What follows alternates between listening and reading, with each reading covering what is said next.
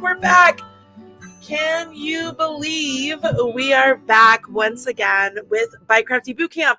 Last week I came on and kind of just did a quick, hey, remember me sort of mention on the YouTube live. And I mentioned that this week I would be trying to go in more in the mornings. I start teaching track, coaching track next week in the evenings. So this will be my last evening live.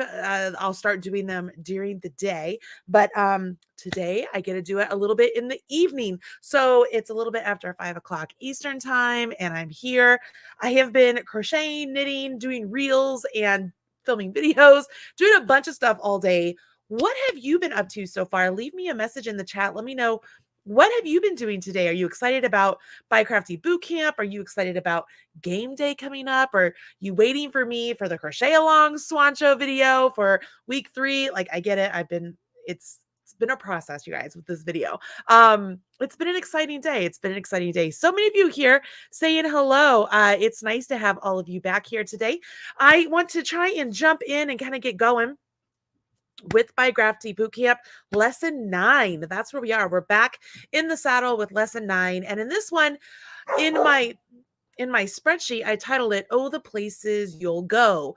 And the reason I called it that is when you crochet, there are so many different places you can put your hook. When we're knitting, pretty for the most part, we keep right along with the stitches that are on our needle. Sometimes we'll go down several rows and pull up a loop and then knit it with the stitch on our needle, or we'll do something fun and fancy.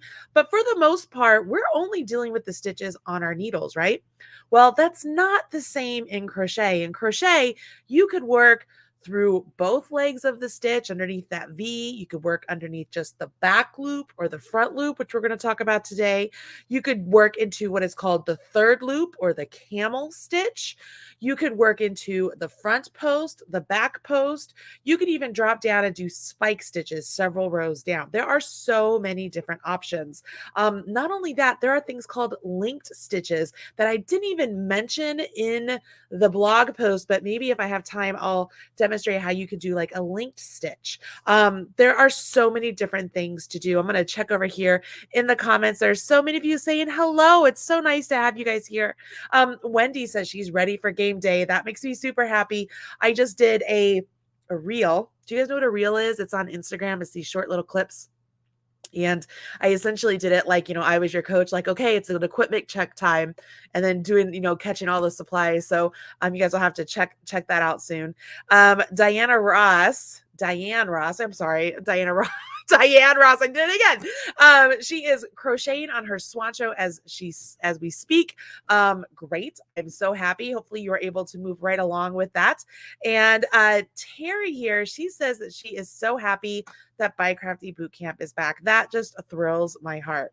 Rhonda Reynolds says that her game day yarn got here today, and she decided to do decided to be brave and join for the first time. Well, Rhonda, welcome to the party. We are happy to have you here. There are so many knitters and crocheters, and now this year, did you guys catch that there's Tunisian crochet? Like, you guys know Robin's my partner in crime, and she has been like trying really hard to get me to do Tunisian.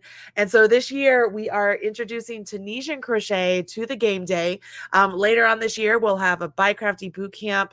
So that way you can be a triple threat, and we're going to teach you Tunisian crochet, which is just I'm not gonna say I think of it as like a hybrid of knitting and crochet. So it's not just crochet, it's not knitting, it's like a hybrid between the two. So we'll be doing that later on this year.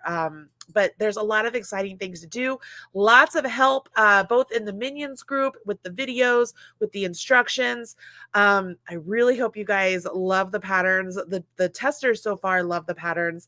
I think they're amazing. Even my husband mentioned that he really liked the pattern. So it's good for men, women, boys, and girls. It'll be a lot of fun. All right, guys. So with that, let's go ahead and grab some worsted weight yarn and a hook. Size anything you like. I'm going to be using a size 8 or a size H or a 5mm crochet hook. And I've just grabbed some Chic Sheep yarn so we can kind of jump in. Let's see here. I'm on a different program today. So let's see if I can make it. I want to make the hand cam larger. Let's see here. Picture in picture. So how do I do this? Trying to figure out how to do this. Picture, what does that say? Picture layout, press Shift F or Shift 7. So Shift 7.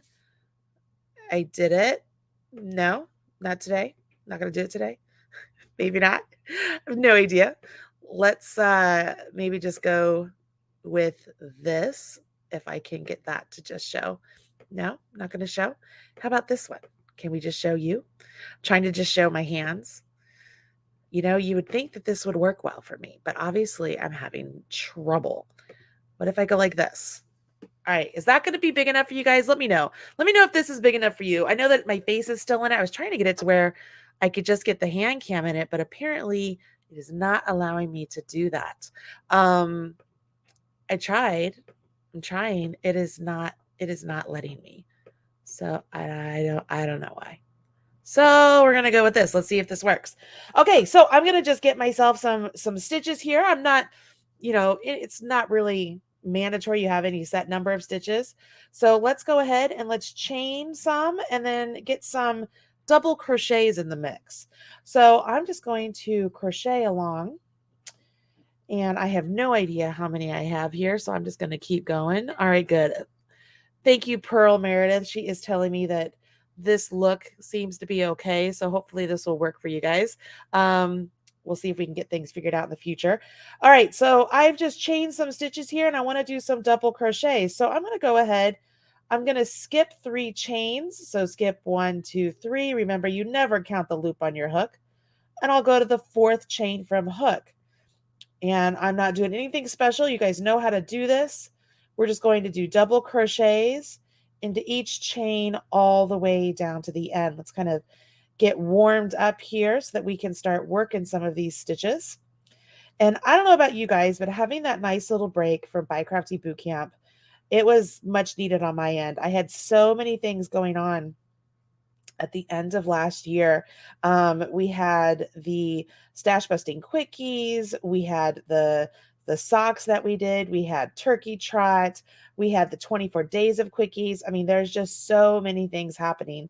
It just felt like I couldn't keep up. And then now I am getting ready for game day. We have the Swan Show happening. And then I have turkey trot, or not turkey trot, tournament of stitches just right around the corner. I also have some patterns that are to be released, some new patterns, crochet and knit. So I'm excited about that. There's always something happening over here, which is great. We're always trying to make sure that we are staying relevant and keeping you guys entertained and interested in what we're doing, and making sure that Yarn Inspirations is happy with what we're doing. So it's always an adventure over here. All right, so I have just double crocheted down my row. I have no idea how many I have. I'm not really stressed about it. I'm just going to continue on, and we're going to do double crochets again. So I'm going to start with a stacked double crochet, which I've showed you guys how to do, but let's go over it again. Remember, with a stacked double, you do not chain one. So I'm just going to turn my work, insert my hook, and this one I'm going to insert it underneath both loops just like I normally do. Yarn over, pull up a loop. So I have 2 loops on my hook. Yarn over, draw through those 2 loops. Now I'm going to insert my hook between where those 2 loops were. Yarn over, pull up a loop. Yarn over, draw through 2. And I have myself a stacked double crochet. If you're still using stitch markers, that's totally okay. You can put a stitch marker right there at the end of your work and keep it there.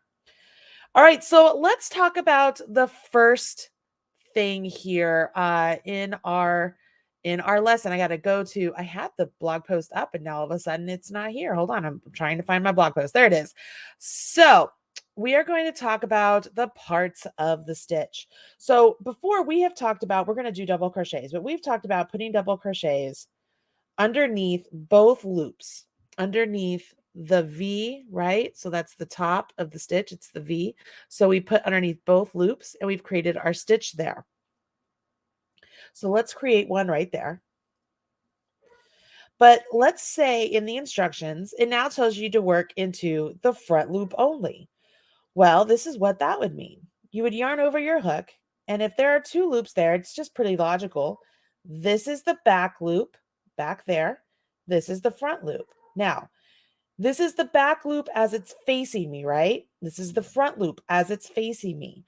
When the pattern tells you to go into the back loop or the front loop, it's telling you to do that as it's facing you.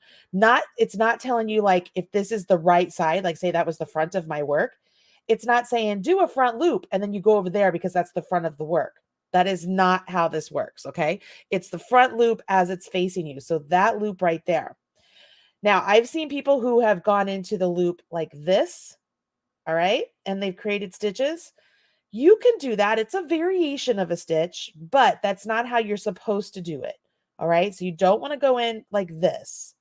Just like when we crochet through both of our loops, we want to go in underneath it, but instead of going through both of them, we only want to go through the front and create our stitch. You see that? All right, so just like in the front, if we wanted to do just the back one, instead of going through both loops just like this, you would go just through the back one. and create your stitch back there. Let's do that again. We're going to go through the front one. So I'm going to go through the front.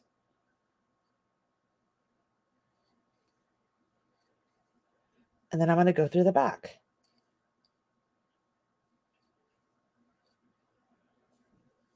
I'm going to go through the front. And I'm going to go through the back. I'm going to do this all the way down. I'm going to end with 2 double crochets just like I normally do them through both loops. Just because, no particular reason why. How about just because I started that way? So I'll end that way. So I'm doing a double crochet in the front loop, and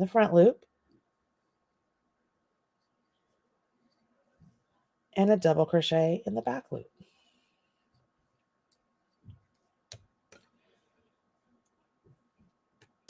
My yarn is getting all twisted on me. All right, in the front loop. And then I'm down to my last 2 stitches here. So I'm just going to go through both loops on that one. And then my initial skipped 3 chains count as a stitch for this one. So I'll do a double crochet into the 3rd chain. Okay. Now, what do we see so far? All right. What do we see? It's hard to see anything on here so far. But if you notice, let me grab my little pointer. You can see that the loop that we didn't use is exposed, right? So like right here, I have my little pointer through the front loop because we worked through the back loop. But over here, I don't have a loop exposed over here because I worked in the front loop. But on the opposite side, here's the loop that is exposed and it's on the back side. Okay. I know most of you are knitters in here. What does this remind you of?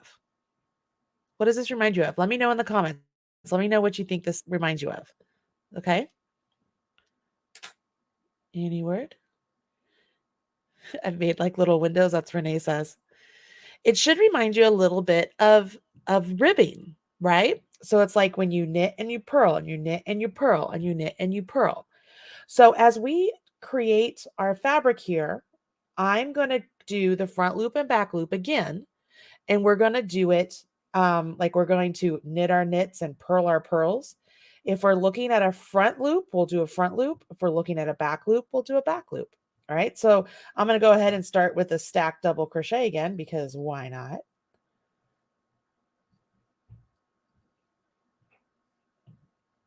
There it is. And then I'll go ahead and do the next one through both just to stay consistent. And then here we go. So I can look here. It's a little tricky to see when you're doing front loop, back loop.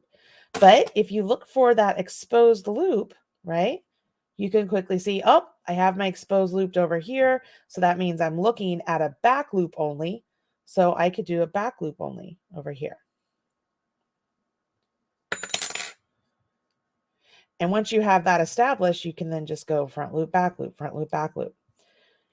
Now I am going to let you guys know, it's very rare that you would do ribbing in this manner of front loop, back loop. You would actually use your post stitches to create ribbing, and we'll go over those as well. But because it all sort of connects together as far as it relates to knitting and looking like ribbing and looking like knits and purls and kind of having that same idea, I like to teach it all together in this manner. So I'm just going front loop, back loop, front loop, back loop. The big benefit to this is these ridges that you get when you're going through the front loop or the back loop, which is that exposed loop. Those can be a design feature of something that you might be making.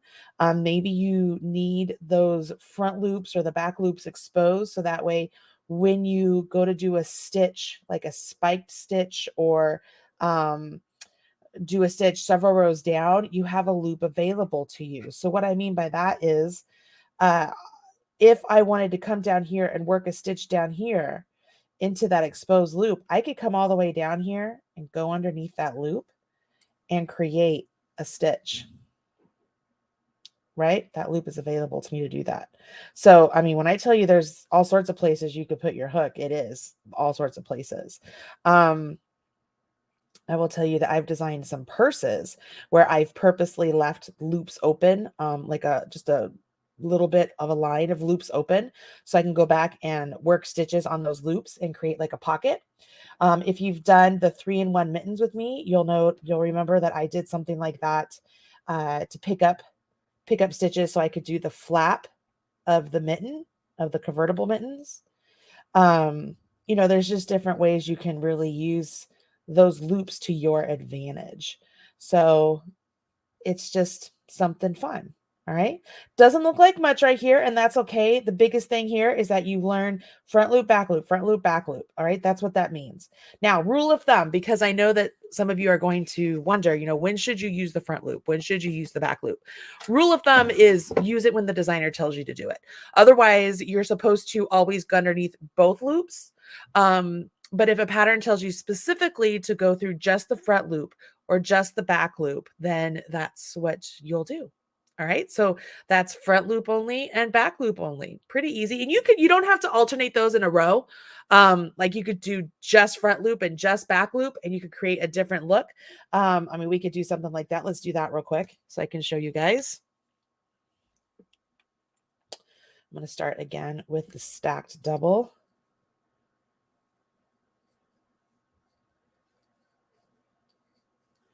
And then I'll do normal for this one. All right, so on this row, I'm going to do all just front loop only. So I'm just going to go down the row, just front loop only. And then on the next row, maybe we do just back loop only. And I want you to see what we get. It alters the surface or the face of our fabric, which can be a really great way to use very simple stitches like this, but get different texture on your fabric just by alternating where you're putting your hook. It doesn't always have to be just colors or a bunch of different new stitches. It can actually be the placement of your hook can create different looks. So let's see here. I hate when I pulled out something, and so I wrapped up the yarn thinking, oh yeah, that'll be fine. And now I have like this kind of mess going on. You guys do that? I hate when I do that, but I apologize. I keep having to unwind my knotted mess. And then these two, I'll finish down here. And the top of that one.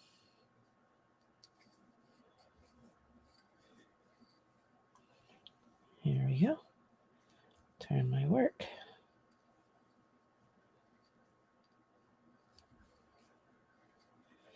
All right, so on this one, I'm going to do back loop only the whole way down. So I'm just going to go into the back loop only the whole way down.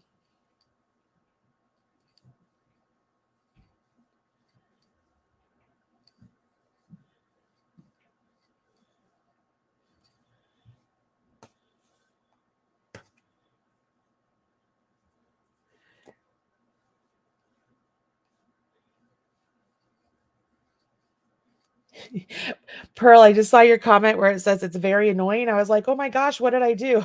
But I realized you were talking about the knot in your yarn, the yarn barf coming up. It is very annoying. I was like, oh my gosh, what did I do? Now I understand. It's extremely annoying, especially when I'm doing something live like this. I usually don't have much problem, but today, of course I do. It's been that kind of a day. Been that kind of a day. Let's see here. I can keep going across.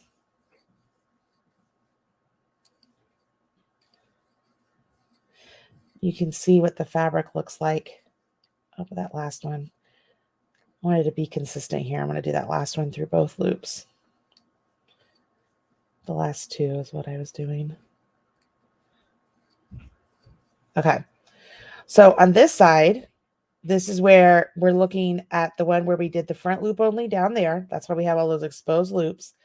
And then on this one, we did the back loop only. So we have exposed loops again. You see that? There's exposed loops. But on the opposite side, if you look, see kind of, it looks like this sort of little bit of a leveled fabric going on. You get a depth to the fabric as you're going through each side. Now on this side, if we did the front loop again, it's because as you look at the side, can you see how it goes like this and kind of comes up and comes like this? So if we did front loop again, it's going to constantly kind of tear up on itself as it goes, which is something you could come across. But basically, what I want you to get most out of this is understanding the front loop and back loop. Okay. Does that make sense so far? Yeah. Everybody with me?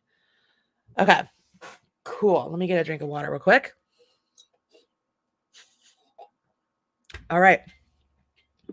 While we are still doing front loop and back loop, I want to go ahead and work down this row. Let me see. I'm trying to keep everything in order. Okay, good. This is what I think.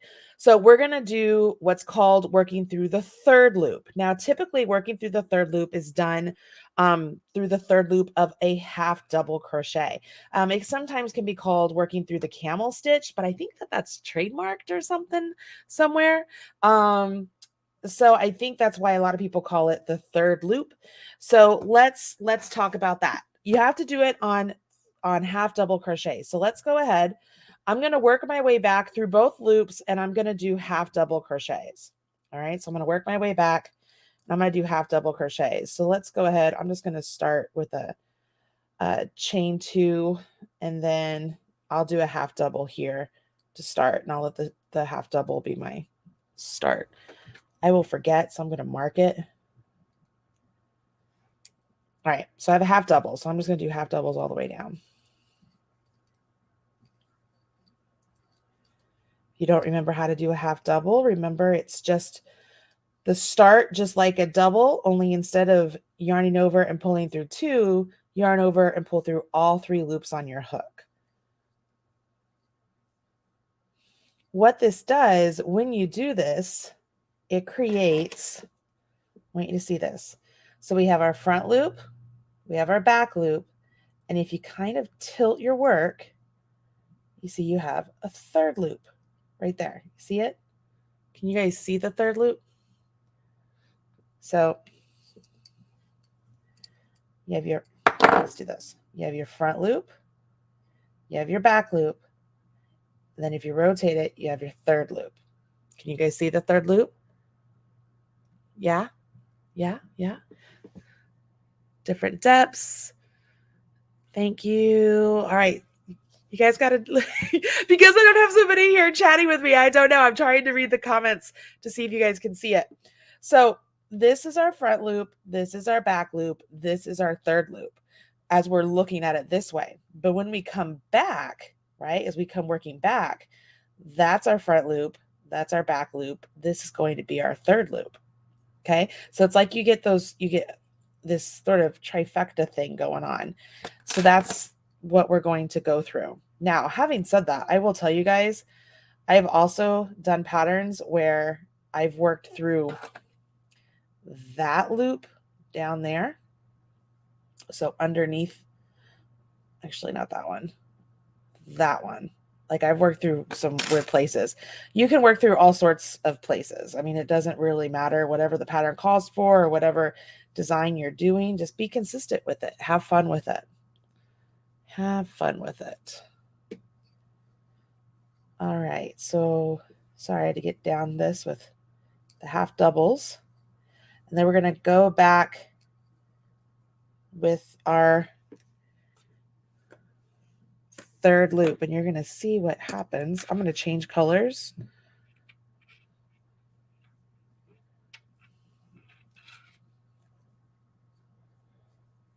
Let me cut my tie. All right, so I'm going to start off.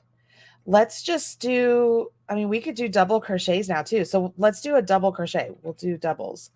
So I'll start with my stacked.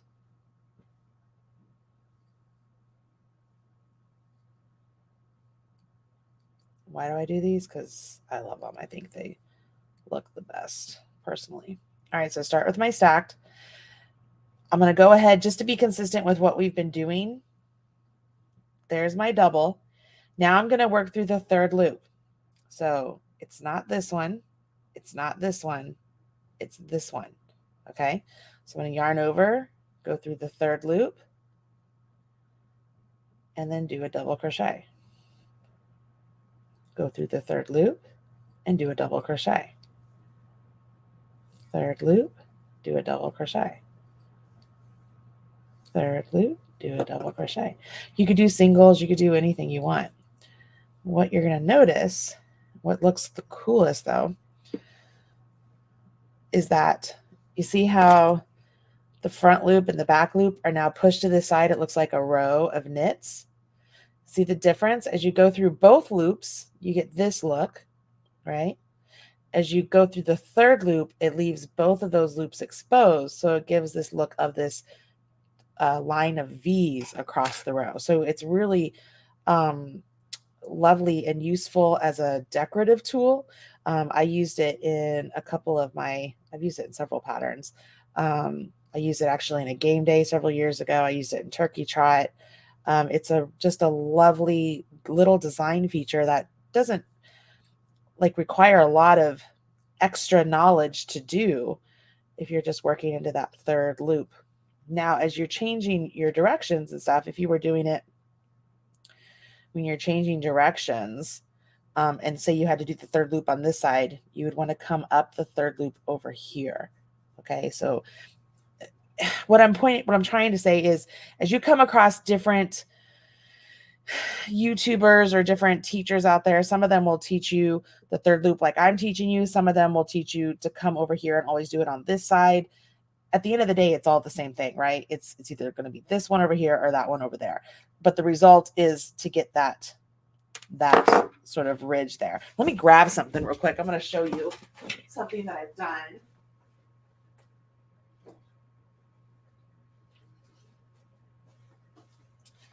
So I did a video for Yarnspirations where I was showing how to do color work, and we were doing these half double crochets all through the third loop, right, in the round. So you can see what it does is it left the fronts all exposed out. So like the video was only supposed to be for one color. So then you can see I started right there in the center and it came all the way out. And then I was like, you know what, I'm going to keep going and change colors. I thought it looked really cool. So I was going to make this my own pattern now with all the color changes. But you can see here, did I cut the blue? I think I did. Nope, I didn't. Like if I'm just doing a half double, I'm going through that third loop, doing the half double, and I get that really cool ridge happening. And it shows up in the color beneath the one you're working on, right? Because this blue won't be a ridge until I'm using this green color again above it, because it's going to push those V's to this side. Does that make sense, you guys? Yeah, it kind of looks like when you pick up stitches in an I-cord, or it looks a little similar to like a Latvian braid. It's just kind of a neat little design feature that is used quite often. It's just a fun little technique that you can do. So that is working through the third loop or camel stitch, but that's what you create. It creates it pushes the V's at the top to the other side. So that way you can create a really cool fabric. Everybody good with that one? Yeah, makes sense. Thank you. Thank you for saying that, guys, because you just don't know sometimes. All right, so the next one, we're going to talk about front and back post stitches. And this one is really much more like ribbing than the other one was, because we are going to do our stitches around the post of these stitches, and it's really going to create the fabric to pop out. If you're doing the crochet along at all, you have already been introduced to post stitches. We've been doing post stitches here as this textural relief at the raglan parts of the sweater. So like this is a raglan part, this is the sleeve, and then this is a raglan part, and these were done with post stitches, and those post stitches are done as around the post of the stitch, and they really get this nice relief. So if you were thinking of this as ribbing, this would be like your column of knits. Okay, this would be like your column of knits, to which if you looked at the opposite side of your column of knits, you'd see your column of purls, right? So if we look at the opposite side of this, look at that, we see our column of purls. All of those, the tops of the stitches that are pushed to the opposite side. Okay, so we're going to create post stitches. So let's stick with our double crochet here. So I'm going to turn my work, start with my stacked. I can remove these now.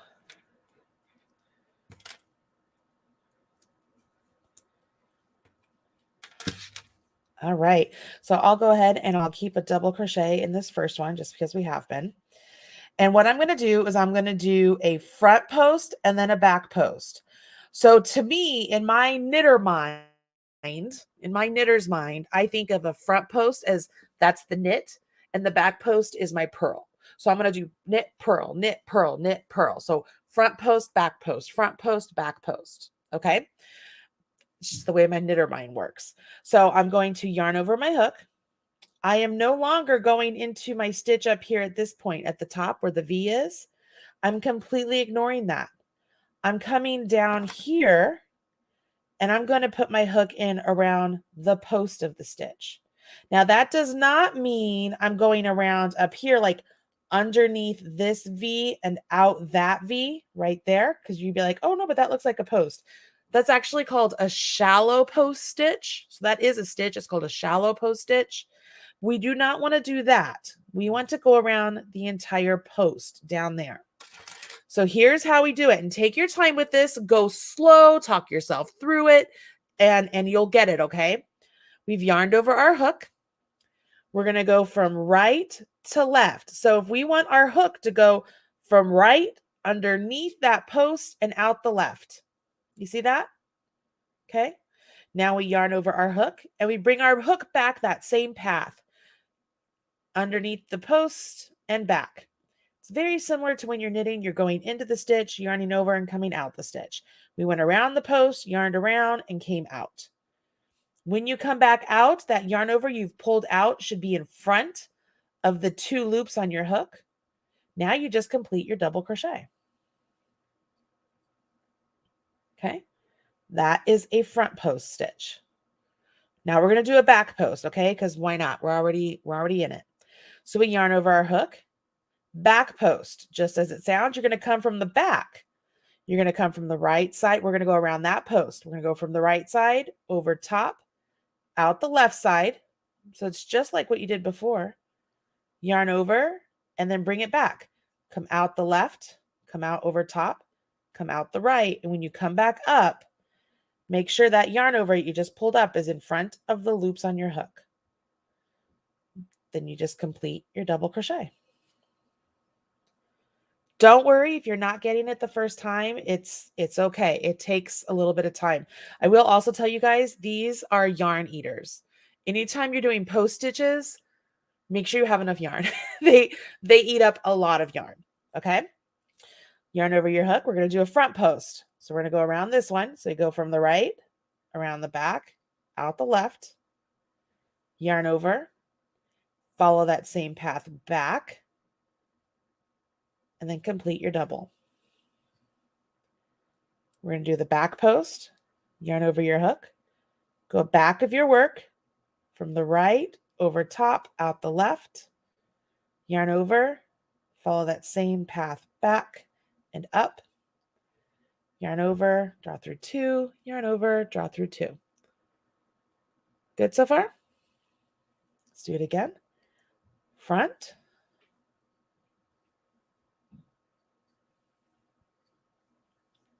back,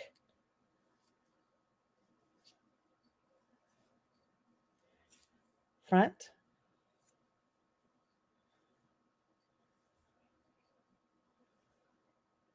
back,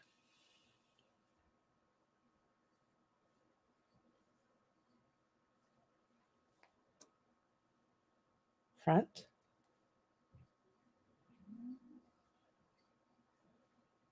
back,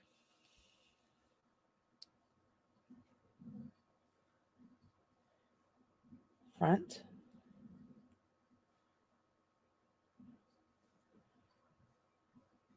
And then I'm to my last two here. So I'm just going to do my normal doubles on my last two.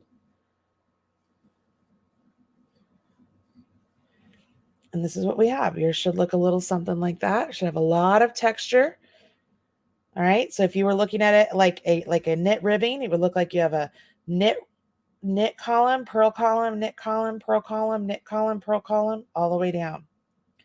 So just like in knitting, when you're doing ribbing, you turn your work, right? You would knit your knits and purl your purls.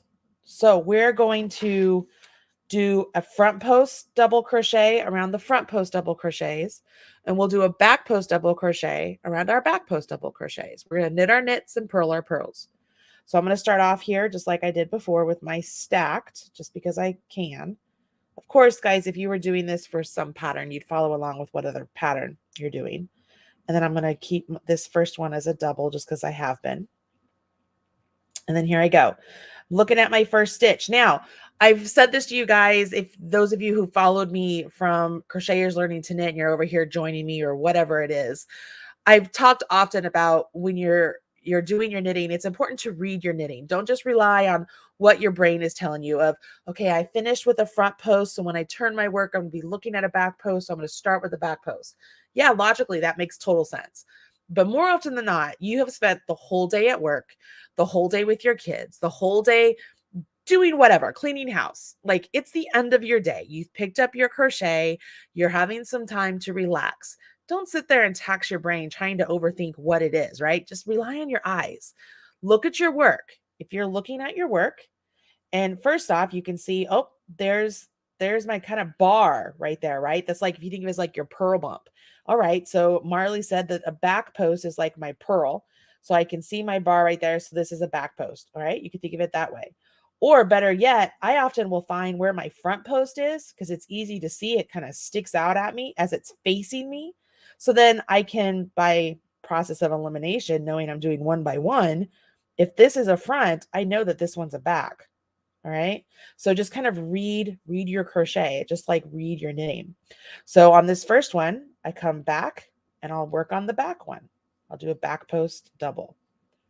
And you could do back post half doubles, back post trebles, anything that has like a post to it. You really can't do back post single crochets or anything like that. It's half double or higher. So then I go to the next. I do a front post double. Back post double, front post double. And once you get through this row, it really becomes obvious because the stitches are really starting to create that column, just like when you're knitting and you takes a couple rows to get the ribbing to really show up, right? It's the same idea.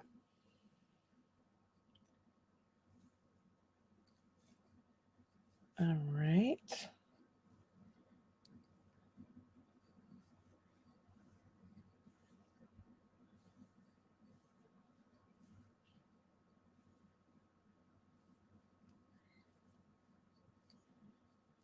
And then I'm down to my last two, so I'll just do my doubles.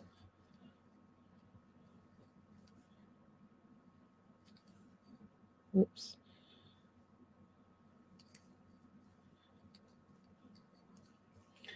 Now you're really starting to be able to see that ribbing, right? It's a lot of texture, lots of really great texture. How we feeling? All right, so I'm looking here. It looks like you guys are excited. Good evening. What is the raglan part? Can you explain that? Oh, the raglan from the crochet along, it's the lines, it's the increased lines of your sweater at this point so that the increases happen so that way you can have room for your bust and your sleeves. As a loom knitter, this is easy to follow. Great, Tony. That's fantastic. That's really good. Front post and back post stitches, you guys, they are not always just done like directly below the stitch you're on. Sometimes they could be below the stitch and over. They could be below the stitch and over that way. Like that's how crochet cables are made. And that's what we're going to learn more about next week. So these post stitches are important for you to understand how to construct them. As we transition over to crochet cables, the majority or the most common way of doing crochet cables is with the post stitch. So that's where we're really going to learn that a lot. But when we're doing the post stitches like this, it's very common for ribbing or having some sort of a texture in your piece. And if as knitters, you think of it as the front post is your knit, the back post is your purl, that really helps me a lot to be able to see and read my work as I go along. Does that work? Yeah, squishy. Wendy Shield says it's very squishy, and you're right. It's very squishy. And like I said, it is a yarn eater. This takes up a lot of yarn. Anything with a post stitch. There's something called the waffle stitch that uses post stitches. As I said, cables use post stitches and they use up a lot of yarn. Ribbing, just a lot of various things. But they're fun to do. I like them. And it's yet another place you can put your hook. All right. In the blog post, you'll see that they're often referred to as BPDC or FPDC. So it's front post double crochet, back post double crochet, or if it was a treble, it'd be TC or TR. It's sometimes referred to as both ways. But back post and front post, that's how those are worked. We'll go over more of what they look like in a chart next week, because I want you to really understand the concept of where to put them in your work first, because the symbols, they're very intuitive, but I want to go over that next week. Okay. I don't want to cloud your mind with that as far as that goes. All right. So crochet ribbing, we've talked about using the post stitches for that, but then there's also a way to do crochet ribbing with slip stitches, and they resemble knitted fabric the most. And the great thing about these slip stitch ribbing is it's super easy to do if you can keep count and you don't over tighten your chain or your slip stitches as you go along. It's a really great fabric. I love using slip stitch ribbing. I use it a lot. I've used it for brims of hat. There's actually a hat link, I think, on here. It's the ribbed for him and her hat.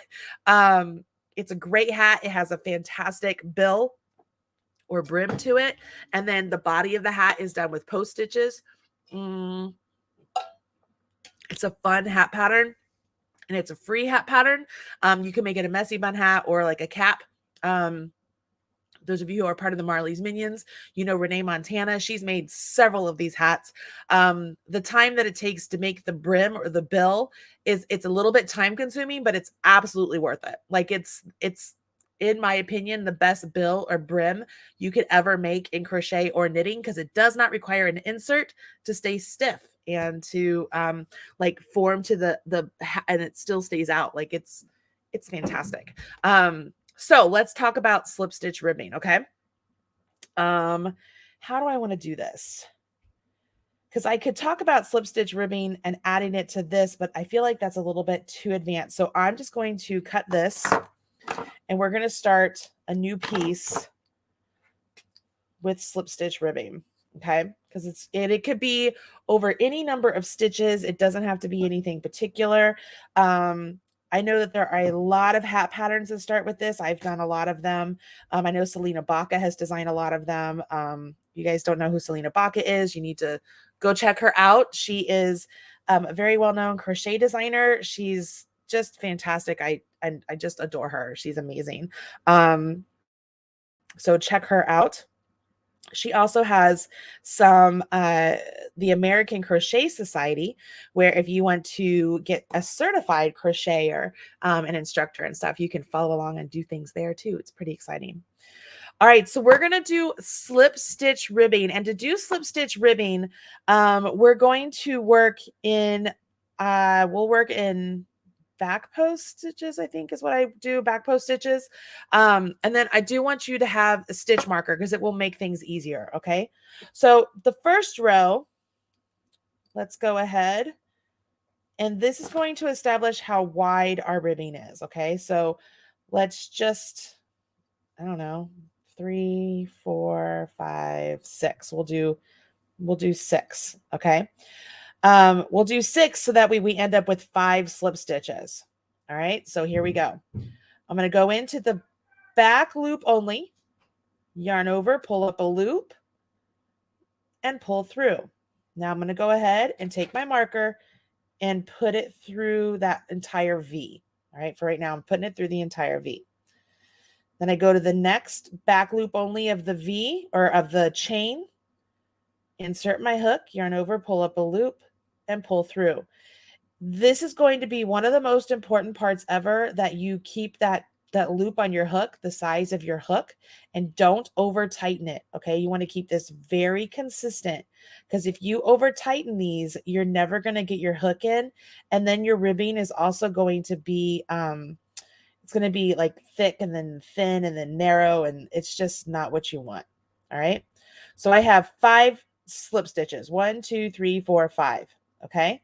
I'm going to chain 1, turn. You guys know I like to do that. Skip my chain 1. I'm going to go into the back loop of the first one, yarn over, pull up a loop, and draw that through. So I'm doing slip stitches all the way back. Down here, I'm going to put a marker.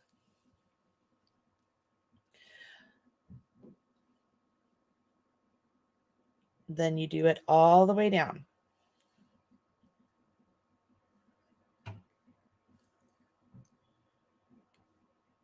Again, you want to make sure that you are not making them too tight. It's very easy to not, like this one here, to not pull up and let it be the size of your hook. It's very easy to do that. Now you're going to notice when you get down here at the end, having that stitch marker there is so helpful to know where the last slip stitch of your row is. All right. Chain 1, turn,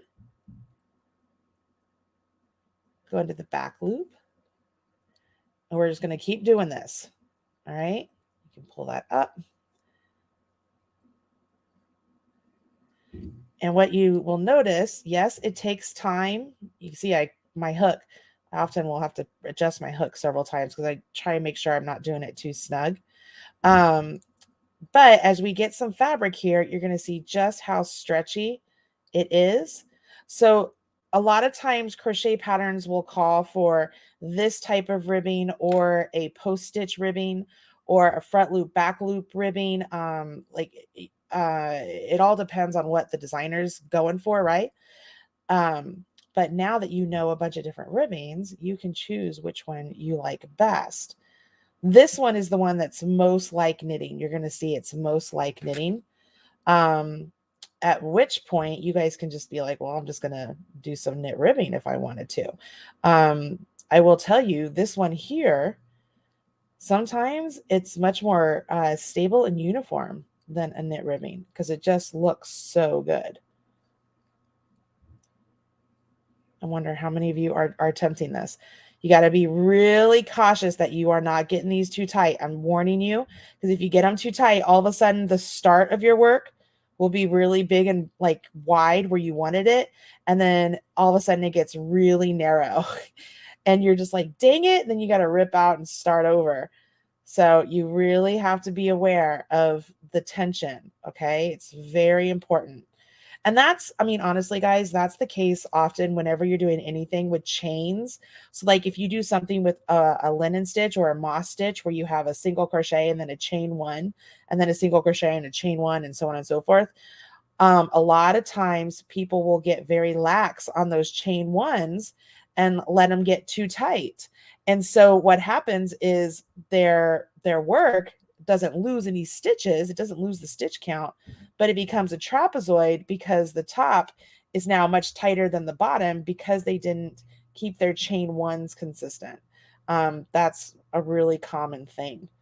So keeping these chains the right size is like key. It's like super key to doing all this. So I'm going to stretch this out. Let's see here. Can you see what it looks like? And then it's very stretchy. And see what I mean about it looking like knitting? When you stretch it out, it's knits and pearls, right? How cool is that?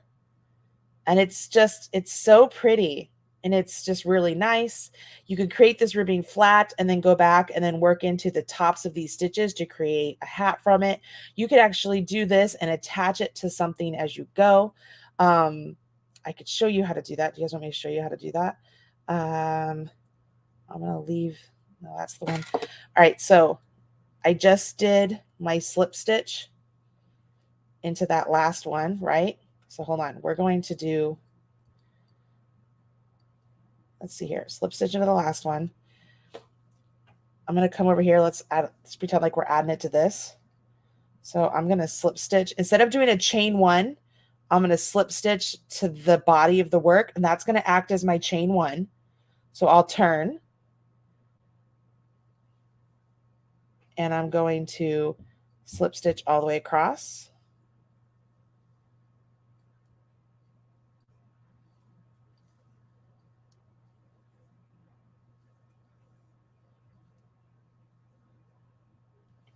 And take that out.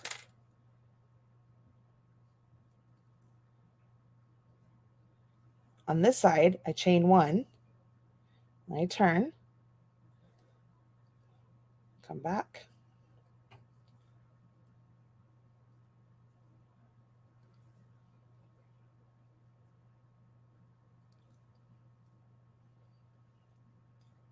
And then I'm on my last, what would be my slip stitch, right?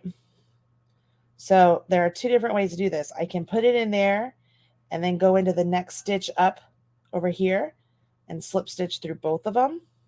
Okay, so now I've joined it. Now instead of my chain one, I'm going to go up here and slip stitch to the next one on the body. Turn my work. Make sure I don't go into that slip stitch. Go into the back loop of that one, and I'm still with my 5. So 1, 2, 3, 4, 5, chain 1, turn, 1, 2, 3,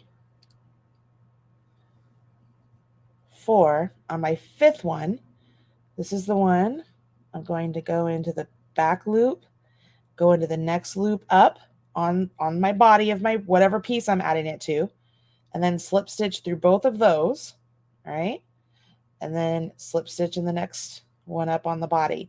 And you would do that all along, but see how it's attaching to the body, and you're getting your fabric down here also, so you don't have to sew it on.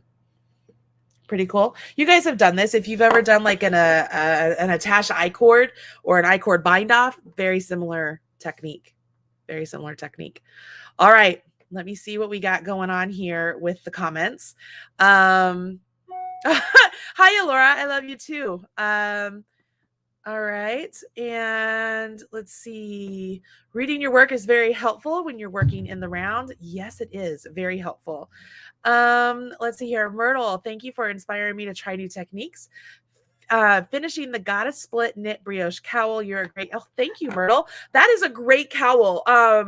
If you guys don't know, I did a video series for that for the Joanne knit along here with Yarnspirations, and they're here on the YouTube channel. I wanted that cowl larger, like it was too small for me, for my body, but I wanted it larger. But I love that cowl. It's a very pretty cowl. This is exactly what happens with my corner to corner fishies. Oh, probably that they cinch in like that. I hate it when that happens because and it's just such a normal thing, guys. It's so normal to get really relaxed and just get comfortable with your crochet, and it gradually just becomes tighter because you're just moving along so quickly. Wendy Shields, yes, it's very elastic, very stretchy. It's very stretchy, just like ribbing, and it really bounces back. Like I like it a lot. I know that it is time consuming, but it is absolutely fantastic. Renee, you're such a good teacher. Thank you. Thank you for saying that. That means a lot to me. So that is everything for today. There is no homework per se. It's really just, if you like this, you want to try out different techniques. Maybe you want to try something new. I encourage you to give that ribbed for him and her hat a try. The link is in the blog post. It's a really wonderful hat pattern. It can be done with any yarn. I made the original hat with Love, which is a nice thick squishy yarn. Make the bill, right? There's a whole video on how to do the bill. You might have a little bit of a tricky bit having the bill connected from because you make the body of the hat, then you connect it to the bill again, so that way you can go around on the bill. But I believe in you guys. I think you can do it. And like I said, Renee Montana, I swear she's made like 15 of those. She's made so many. She loves them, but they're a lot of fun. All right, guys. So it is about time for me to go have dinner. I can see that I can smell that my family is up there making dinner. I have a meeting tonight with my track coaches. I'm still editing the video for the crochet along. So if you're waiting for that, I apologize. I am doing the best I can. I'm doing the best I can. I'm trying not to stress things out, but that's where I am. The poncho I'm wearing, this is the Turkey Trot 2019 poncho with Roll With It tweed. Roll With It tweed. Honestly, it's one of my favorite ponchos. And you're probably going to notice I do a lot with cowl necks because I love them. I think they're very pretty. The poncho itself was made using latte cakes. That's what we used for the poncho. And then one of the moderators and testers, Jessica, made this for me. And so she gifted it to me for Christmas several years ago. I'll stand up and show you guys. You could totally make this. But it's just fantastic. It's like asymmetrical. See how it's shorter on this side and longer over here. It is one of my favorite things to wear. I'm right-handed, so I wear the shorter side on my right-hand side, and it's fantastic. I love it very much. I think I've put a link in the video description box, so if you're interested in this poncho at all, you can go and check it out. It does not take very much yarn. It's a great project, and I know you can do it. All right, guys, so that's it for me. I will talk to you guys again next week. If anything, I hope you will join us for game day on Sunday. I know some people have asked, if you have done boot camp, can you do the game day crochet? My answer is yes, because there are video tutorials for the things you guys have not learned yet, but you can absolutely do the game day crochet version if you want. If you want to do the knit version with me, I'm doing the knit version. I love it. I love it so much. I've made 3 of them. I've even made other items to go with them. So, yeah, it's pretty darn awesome. We are using the We Crochet or Knit Picks yarn. So for the knitted one, I'm using Swish Worsted. For the crochet one, Robin used Brava, which you guys, you have all those Brava minis from making the confetti dots blanket. You can absolutely use those minis for the crochet hat. The amount of yarn that you need, that's enough yarn in those minis. You could use the minis. So if you have extra minis, you want to mix, match, and play around with it, you could do that for sure. Or you could use the Brava for the crochet or the knit hat too, if you wanted to, because it's a worsted weight as well. Totally fun. All right, so I hope I will see you guys then. Until then, make sure you jump over in Marley's Minions, say hello, show us what you're working on. If you're part of Instagram, please come and follow me on Instagram. I'm the Marley Bird, and I'll see you guys later. All right, that's it. Bye, guys.